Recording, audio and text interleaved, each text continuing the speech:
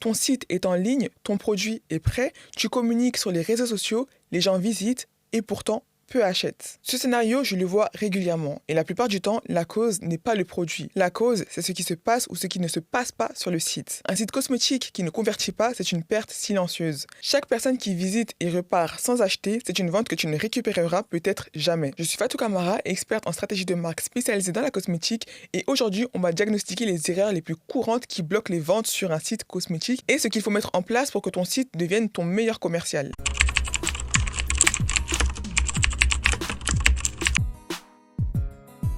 Première chose à comprendre, ton site internet n'est pas un catalogue en ligne. Un catalogue, ça montre des produits. Un bon site cosmétique, ça convainc.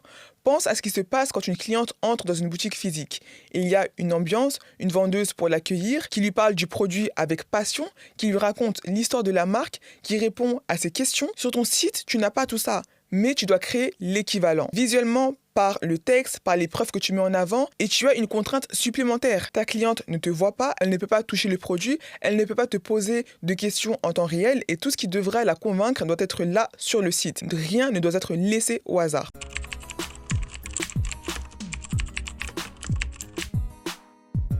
Commençons par les erreurs, celles que je vois le plus souvent sur les sites de jeunes marques cosmétiques. Première erreur, des photos de mauvaise qualité. En cosmétique, c'est l'erreur la plus rédhibitoire. La photo est le premier argument de vente sur un site. C'est elle qui remplace le toucher, le voir en vrai, l'essayer. Une photo floue, mal éclairée, prise sur un fond de cuisine, dit à ta cliente quelque chose sur le sérieux de ta marque. Pas ce que tu veux lui dire. À l'inverse, une photo professionnelle, travaillée, qui montre le produit sous différents angles, en contexte d'utilisation, sur peau diverses, créer immédiatement un niveau de confiance. Deuxième erreur, l'absence d'avis client. Ta cliente ne te connaît pas. Elle ne peut pas vérifier par elle-même si ton produit est à la hauteur de ce que tu promets. Alors, elle cherche ce que les autres en disent. Un site sans avis client dit une chose très simple. Personne ne m'a encore essayé. Ou pire, il y a des avis, mais on ne veut pas les montrer.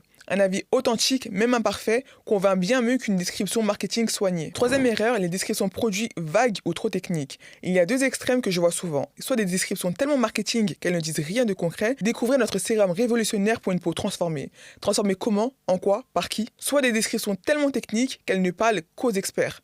Le bon équilibre, c'est une description qui explique clairement ce que le produit fait, pour qui il l'est fait et pourquoi les ingrédients clés ont été choisis. Concrètement, sans jargon inutile. Quatrième erreur, pas de vidéo. La vidéo est aujourd'hui l'un des formats les plus convaincants. Sur une fiche produit, elle permet de voir la texture, la couleur réelle, l'application, le rendu sur différents types de peau. Elle compense une grande partie de ce que la cliente ne peut pas expérimenter en ligne. Et elle crée un lien humain avec la marque. Cinquième erreur, une navigation confuse. Si ta cliente doit chercher comment commander, si le bouton ajouter au panier n'est pas visible immédiatement, si les étapes de paiement sont trop nombreuses ou compliquées, elle part. Une grande partie des abandons de panier en e-commerce sont dus à des frictions dans le processus d'achat. Pas au prix, pas au produit, mais à la complexité du chemin pour acheter. Sixième erreur, l'absence d'histoire de marque accessible. Ta cliente ne veut pas juste acheter un produit, elle veut comprendre qui tu es, pourquoi tu as créé ça, quelle valeur tu portes. Si ton site n'a pas de page à propos qui raconte ta vision avec authenticité, tu passes à côté d'un levier de connexion émotionnelle puissant.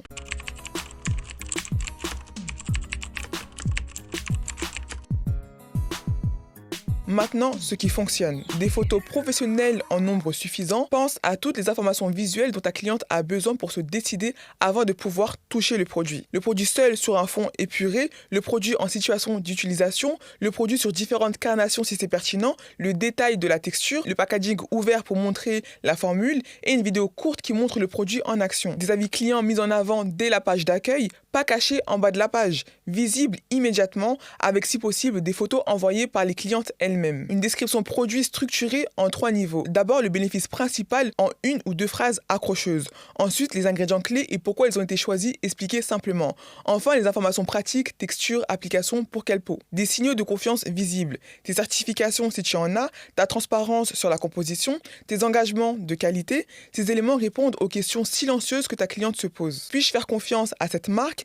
Est-ce qu'elles sont sérieuses? Et un chemin d'achat fluide. Le bouton d'ajout au panier visible sans scroller, un processus de paiement en quelques étapes maximum, des options de paiement variées. Si en m'écoutant, tu réalises que ton site a encore du chemin à faire ou que tu n'as pas encore de site et que tu ne sais pas encore par où commencer, le bilan offert t'aide à clarifier exactement où tu en es et ce dont ton projet a besoin. En quelques minutes, tu découvres ta prochaine étape concrète. Le lien est juste en dessous dans la description.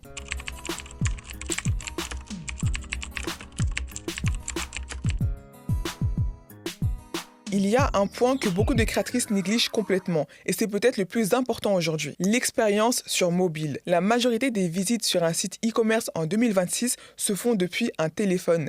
Ta cliente découvre ta marque sur Instagram depuis son téléphone. Elle clique sur le lien dans ta bio, elle arrive sur ton site depuis son téléphone. Si ton site n'est pas parfaitement optimisé pour le mobile, si les boutons sont trop petits, si les images chargent trop lentement, si la navigation est pensée pour un écran d'ordinateur, elle part en quelques secondes. Tester son site sur mobile est une étape obligatoire. Fais le test toi-même. Va sur ton site depuis ton téléphone et demande-toi honnêtement, est-ce que j'achèterais sans frustration depuis cette interface? Est-ce que les photos sont belles sur ce petit écran? Est-ce que le processus de paiement est fluide? Et va encore plus loin. Fais faire ce test par quelqu'un qui ne connaît pas ton site. Observe comment elle navigue, où elle hésite, où elle bloque. Ces observations valent plus que n'importe quelle théorie sur le design. Elles te disent exactement où sont les frictions et donc exactement quoi améliorer en priorité. Ton site cosmétique est ton commercial le plus important. Il travaille pour toi 24 heures sur 24. Il accueille tes clients quand tu dors. Il convainc ou ne les convainc pas sans que tu sois là. Les erreurs qu'on a vues aujourd'hui ne sont pas des détails. Chacune représente des ventes qui ne se font pas. Chaque jour, des photos professionnelles, des avis clients visibles, des descriptions claires et humaines, de la vidéo, un chemin d'achat fluide, une histoire de marque accessible et une expérience mobile irréprochable. Ce n'est pas un chantier à faire en une nuit, mais c'est un chantier à prioriser parce que chaque amélioration sur ton site se traduit directement en vente supplémentaire. Le bilan offert est juste en dessous dans la description, quelques minutes pour savoir exactement où tu en es et quelle est ta prochaine étape concrète. Abonne-toi pour ne rater aucune vidéo et je te dis à très vite dans la prochaine vidéo.